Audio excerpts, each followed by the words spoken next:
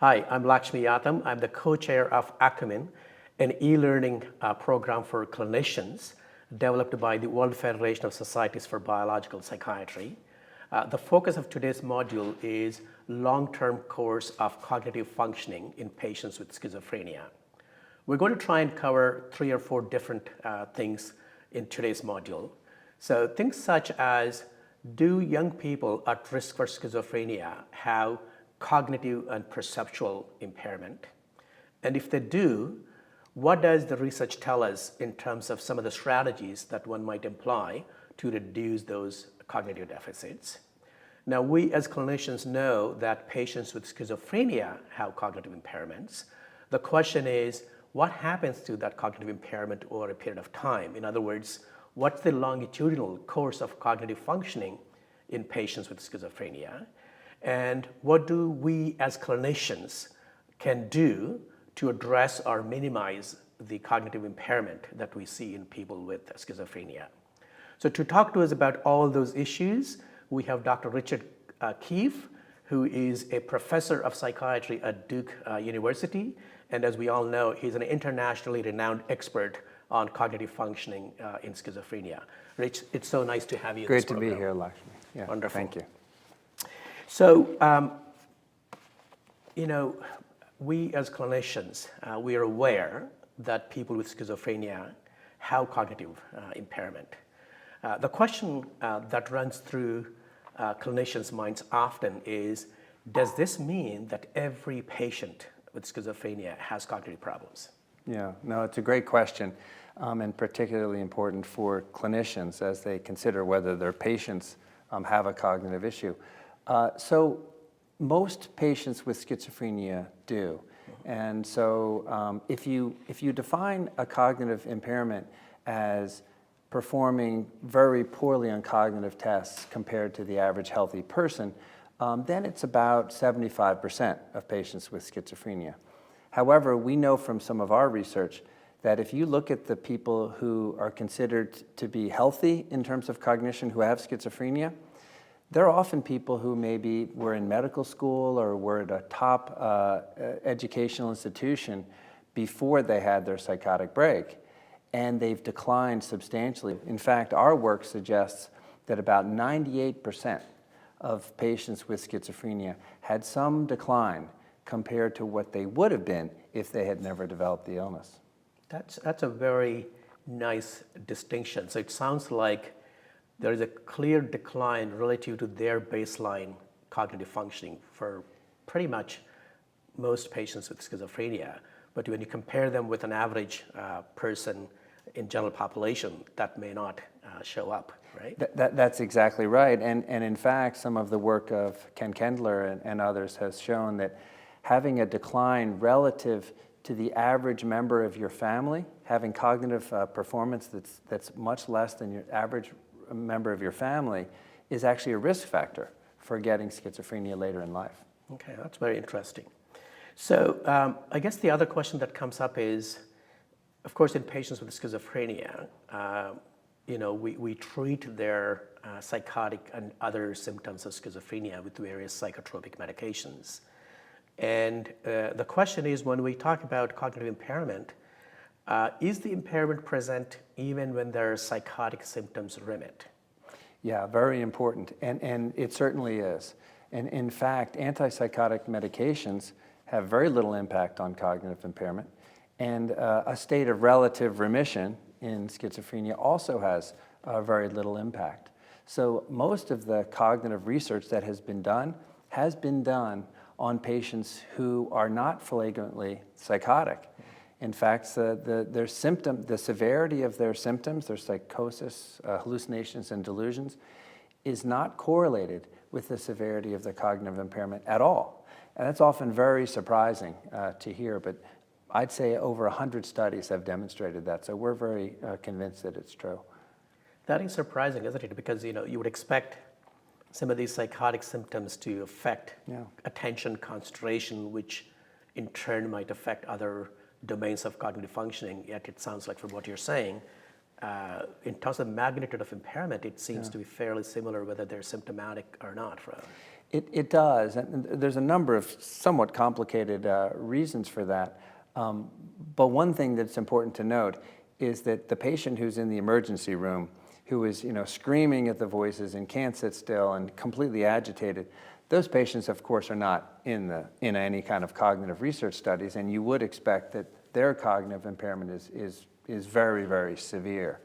But not counting those folks, if you look overall, that the patients who have cognitive impairment, the worst cognitive impairment, are often the ones that have negative symptoms, but they don't necessarily have a lot of psychotic symptoms in addition. Okay, that's interesting. So that brings us to another critical question, and that is, what causes cognitive problems in people with schizophrenia? Yeah. So we don't really know. It's very clearly a core part of the illness. And some theories, including some of the things that we've worked on, focus on the idea that cognition itself may be one of the core aspects of the illness that then later in life causes the psychotic symptoms that we see. So if you want to look at what causes cognitive impairment in schizophrenia, there are a lot of factors, certainly brain function, genetics as well. We now know that there are over 100 genes that put someone at risk for schizophrenia. Some of those genes actually put people at risk for cognitive impairment, even if the person doesn't have schizophrenia. So more and more the research suggests that the cognitive impairment is a core part of the illness. So whatever causes schizophrenia is causing cognitive impairment too. That's very interesting. So there's almost, you got genes that predispose you to cognitive impairment, and then there are other genes that increase the risk of both cognitive impairment and schizophrenia. Is that? That's right. Okay. Yeah. Okay. So, so the next question is, when does this impairment begin? Because I mean, if there are genes that are predisposing people to have both cognitive impairment and schizophrenia, is this something that you actually see before a person develops schizophrenia? You do, and you actually see it in the childhood of people who eventually develop schizophrenia. So if you had to trace the cognitive impairment throughout the course of somebody's life prior to the onset of psychosis, you'd see that in early childhood, age 3, 5, 7, you see a slight decrement. Not anything you would notice. So for instance, you couldn't go into the early school years and say, oh, this child is going to develop schizophrenia because they're doing poorly in cognitive tests. It's much more subtle than that. But when you look on average, the people who develop schizophrenia are doing worse on cognitive tests from age 3 on. And then they also, and I think this is the most important thing, is that they decline over time. So of course, one of the most important things we do as humans, as children, is we learn, and we learn how to do things, and we learn how to learn. And in children who are going to develop schizophrenia, they learn, but not at the same rate of the other children. And so after 13, 15 years of being behind and then falling behind, they enter the difficulties of adolescence with a cognitive impairment that has probably led to some social impairment. And that may be one of the crucial aspects of what causes schizophrenia to begin with.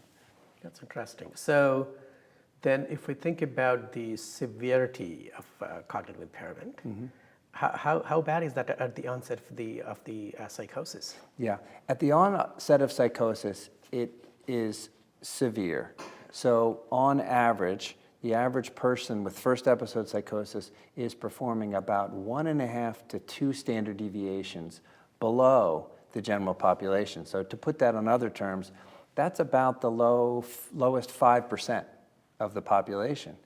And so if you were talking about IQ, which is a little bit different from cognitive performance the way we're talking about it, but if you talked about IQ, that level of severity would be at the range of pervasive developmental disorder or what used to be known as mental retardation.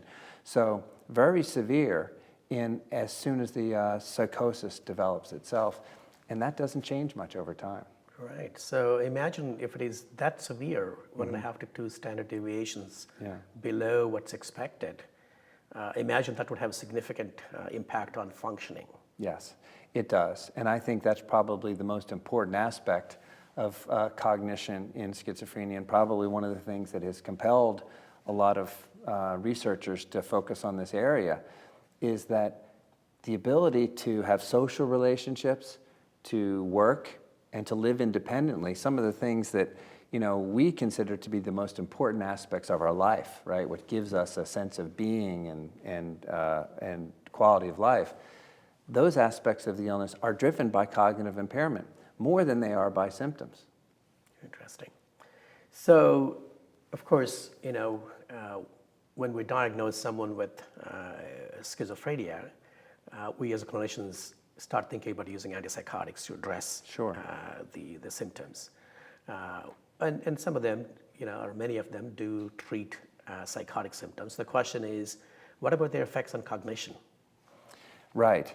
So there's been a lot of work in this area over the past 20 to 30 years, and there was a time when we initially thought that the novel antipsychotics, as they came out, like olanzapine and risperidone, there was some evidence that those drugs were better than the older drugs for improving cognition. The more we did the research, though, the more that hope, unfortunately, kind of fell apart, and it looks as though a lot of that was driven by some of the dosing effects of the older medications. The older medications were dosed in a range that caused things like sedation, extrapyramidal symptoms that the newer drugs weren't causing.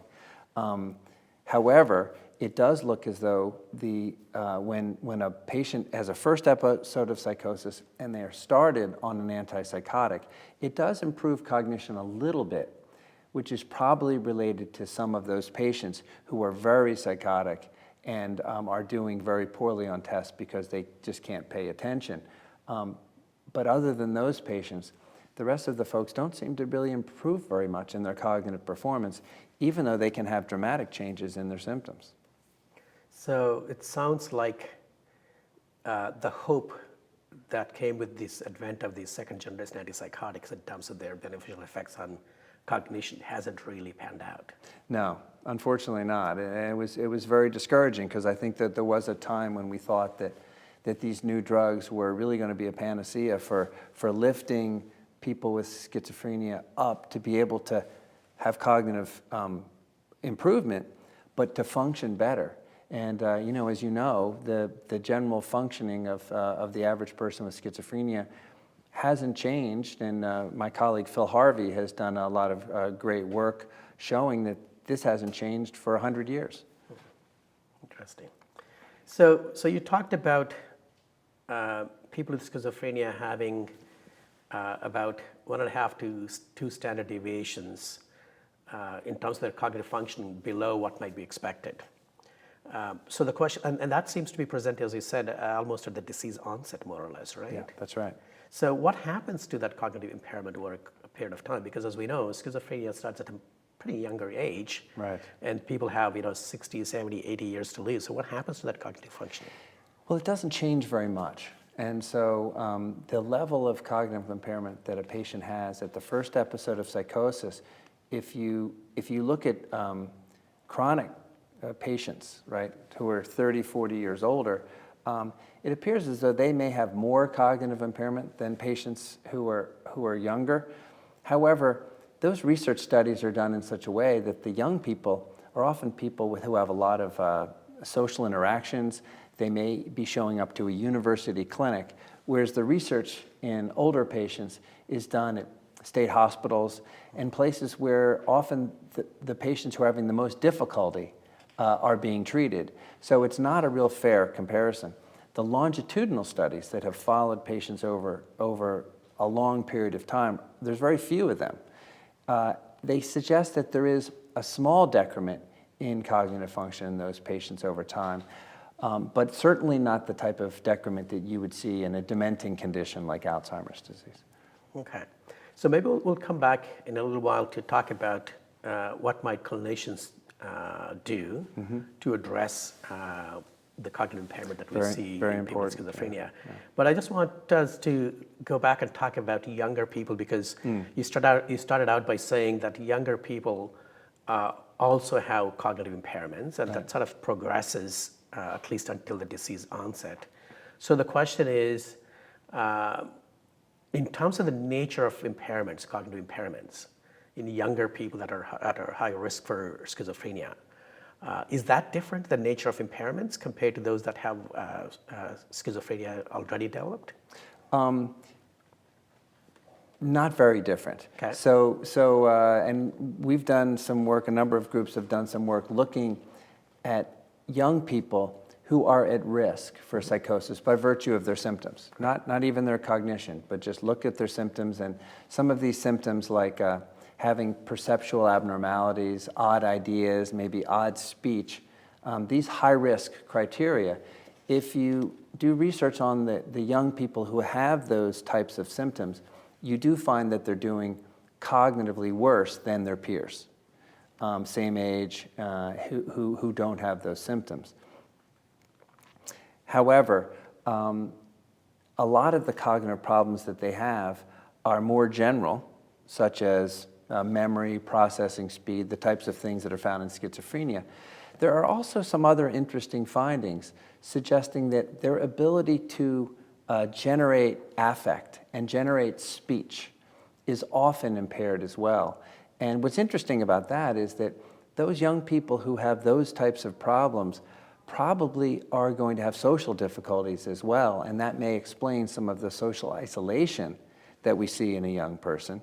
And it could be, and there's not a whole lot of evidence, it's fairly speculative, but it certainly could be that a young person who has social isolation, fairly modest cognitive impairment, and can't express themselves very well, and maybe can't understand how other people feel, is going to become further socially isolated. And that may be the way that they start to comfort themselves and be rewarded by their own internal mind machinations, if you will. And that becomes a more comforting world for them than the interaction outside, which they really are failing to understand. Interesting. So we as clinicians then identify people at risk for psychosis based on some clinical kinds of symptoms, right? So, and you're saying that these people do have some of these cognitive impairments. So the question is, are there strategies to address those cognitive impairments in younger people? And if we did, would that actually change the risk for psychosis onset? Yeah, that's one of the holy grails of psychiatry, really, right? Because can we identify people who are at risk for psychosis and then prevent the psychosis altogether? So there's nothing that is approved by FDA, of course, any pharmacologic interventions. There have been some studies on cognitive remediation strategies, though.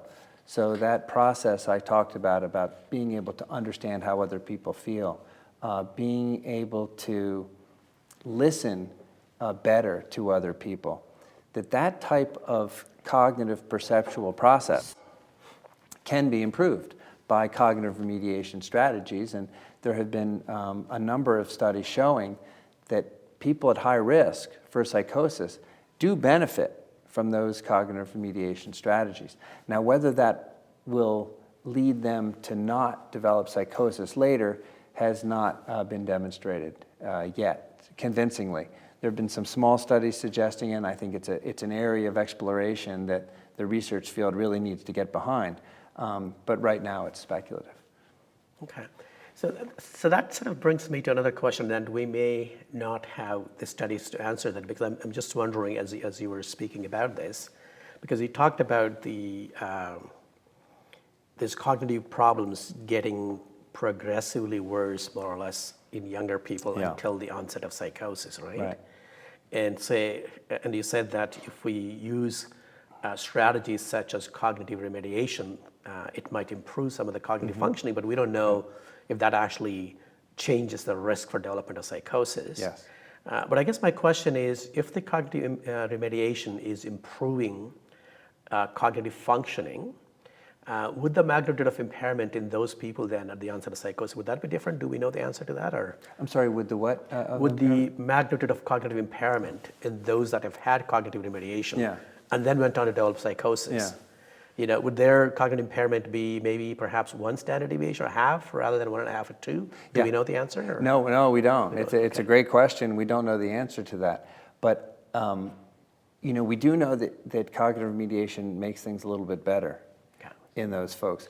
And we also know, pretty convincingly, a number of studies have demonstrated this now, so a young person has these symptoms, high-risk symptoms.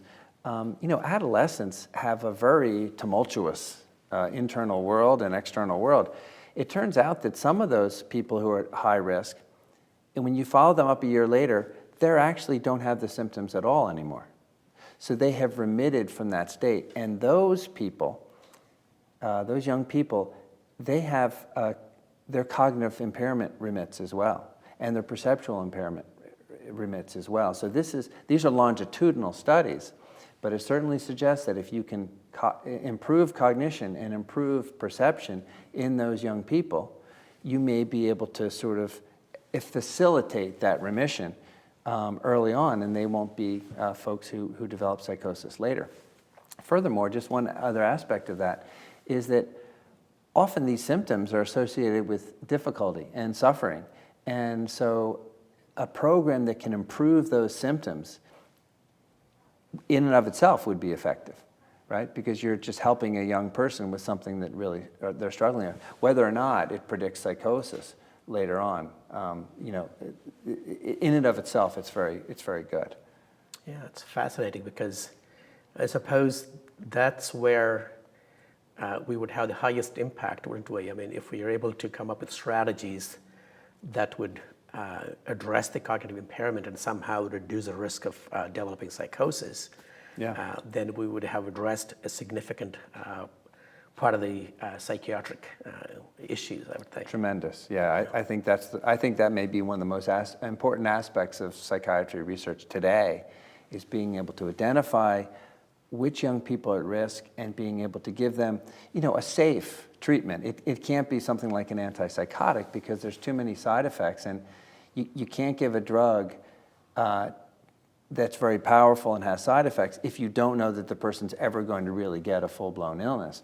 But very safe, mild treatments like cognitive remediation or other compounds, drugs that might not be very strong and have side effects, those would be very valuable because then you could prevent this horrible thing that we see. Once somebody has psychosis, they really have a very difficult time. Great, thank you. So I wanted to go back to one of the things that we were talking about earlier on, and that is the second generation antipsychotics, the hope and the expectation, and as you mentioned, it really didn't pan out as we had hoped. I guess when we talk about the second generation antipsychotics, there's a whole bunch of them that are out there, right? Yes. We often lump them together, but we know that there are differences in terms of their receptor profile, pharmacology, and all that stuff. So the question is, would that statement apply to all second generation antipsychotics? Are there some of the ones that, because of their pharmacology, might they offer some hope in terms of addressing cognitive aspects in schizophrenia? Yeah, so there have been a couple of recent studies, and there's been a study with lurasidone. There have been some other studies showing some mild cognitive changes. These changes, though, are very small. And so when you look at the magnitude of the cognitive impairment, 2 standard deviations, these changes with antipsychotics might improve patients, like I'd say 1/10 of that. And so while that impact may be statistically significant, it's not the kind of change that we need to be able to really have a powerful impact on a patient's quality of life and ability to function. Okay.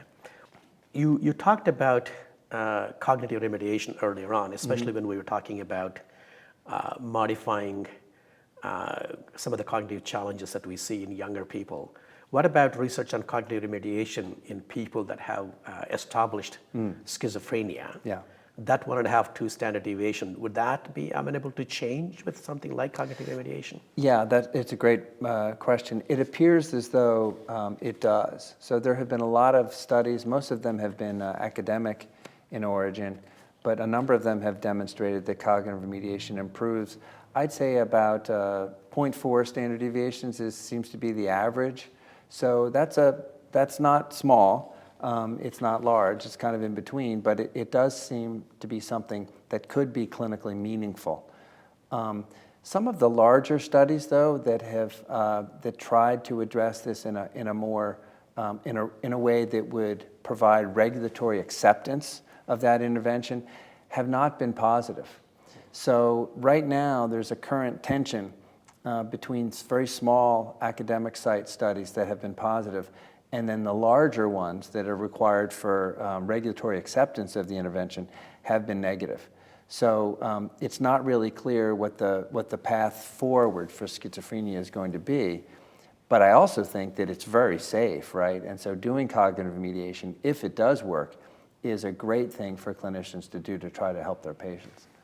So that's interesting. I'm just wondering whether you have any thoughts on why the discrepancy might be in terms of the benefits, right? Yeah. The academic centers versus large clinical trials. Could Yeah. it be the variability? In other words, some of the non-academic centers in terms of how they administer the program or rating. I'm just wondering what might be some of the reasons. Well, it's a huge question. I mean, I think we could have, you could have a couple of different interviews based solely on that question alone. I think it's the process, just like with the drug development program, right? Early on, it appears sometimes with open label studies or with single site studies, a new drug might look like it's very effective.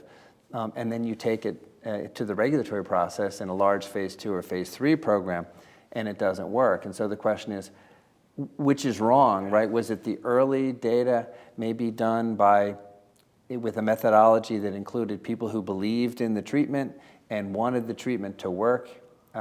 Or is it that when you take that treatment that indeed does work and you go to these large studies with 50 different sites, you introduce noise into that system, and so then therefore the signal itself is no longer detectable. And so we don't really know. We don't really know with cognitive remediation. I think if it's an FDA drug, obviously you have to go through that system because the drug may have deleterious side effects that are dangerous for the patient. With a cognitive remediation strategy, I don't think it matters as much because they're available commercially to people to purchase. I guess part of the issue is a payer issue, right? No one will reimburse that, and the patient will have to buy it themselves or get somebody to buy it for them. But I think if it's possible, it is a good strategy for an individual patient. Okay. So we also talked about cognition having significant impact on functioning. Mm-hmm. I know in bipolar field, which is my area, some of the researchers are using functional remediation strategies, which of course include a huge component of the cognitive remediation, right, but also add a few other functional remediation strategies as well. So I'm just wondering, given substantial impairment in functioning in people with schizophrenia, is that something that one should be thinking about as well? Yes, and so there has been some work, a number of people, Phil Harvey, who I mentioned before, Susan McGurk, others, they have combined cognitive remediation strategies with things like work skills programs. And they find that the two in combination with one another actually have an effect of not only improving cognition, but then taking those cognitive gains and then being able to improve how the patient's living outside in the community as well. And I think that's a very viable and important strategy, research strategy, but also for an individual patient, an individual clinic. Wonderful. We obviously covered lots of things in this module, and I'm just wondering whether you might be able to come up with 3 key messages for our clinicians, key take-home messages. Yeah, I do. Thank you. So I think, first of all, psychiatrists aren't really trained in neuropsychology and cognition as much, so they don't think about that first. They think about the psychotic symptoms, the hallucinations, and the delusions when they have somebody for schizophrenia. So I would urge clinicians to look for cognitive impairment because that is often the thing that bothers patients the most, bothers family members the most, and it inhibits them from being able to enjoy the aspects of life that we really find valuable. So I think the first message would be to psychiatrists to please look for cognitive impairment in general. Secondly, well, once you see cognitive impairment in patients with schizophrenia, what do you do about it? And while the choice of the antipsychotic medication might not be as important, things like dosing, anticholinergic load, so there's been some great work suggesting that the higher the anticholinergic load, whether through an adjunctive medication or the load itself, that can have an impact on learning, which can be associated with other cognitive problems. Extrapyramidal symptoms, sleep can cause cognitive problems. So choosing what type of medication strategy, not just about symptoms, but about cognition, is also very important. And then third, I think with regard to those who are at high risk, so for some of the folks who are tuning into this and treating young people, to be aware of those high-risk symptoms, because often those young people will have depression, anxiety, but if you inquire about whether they have some of these high-risk criteria, and so the DSM actually has a supplemental diagnosis of attenuated psychosis syndrome. Those patients who meet those criteria may benefit from some of these strategies that we've talked about, and to keep an eye on whether or not they may be at risk for psychosis. So some of the interventions that clinicians can do early on may not only help them now, but may help them for the rest of their lives. Wonderful. Thank you so much for taking the time to talk to us this Great, morning. yeah, my pleasure, Lakshmi. Thank you.